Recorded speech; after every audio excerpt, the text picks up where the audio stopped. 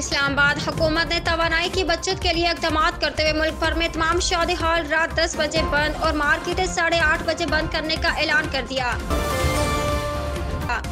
कराची चंद दिन कबल औरंगी के एक इलाके में स्ट्रीट क्राइम की वारदात करने वाले लुटेरों को रेंजर्स और पुलिस एहलकारों ने एक मुश्तरका कार्रवाई में पकड़ लिया।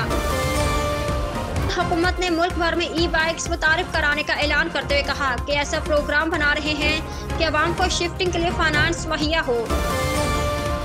मुल्तान एयरपोर्ट पर कन्वेयर बेल्ट्स की खराबी की वीडियो सामने आने पर CAA ने रद्द-ए-अमल में कहा है कि ये पुरानी वीडियो है।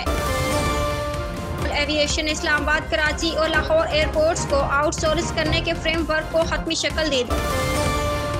कराची सुबह सिंध के दारुल हुकूमत कराची से सऊदी शहर जद्दा जाने वाली कौमी एयरलाइन की परवाज 10 घंटे गुजरने के बावजूद रवाना न हो सकी। परवाज फनी खराबी की वजह से ताख़ीर का शिकार है।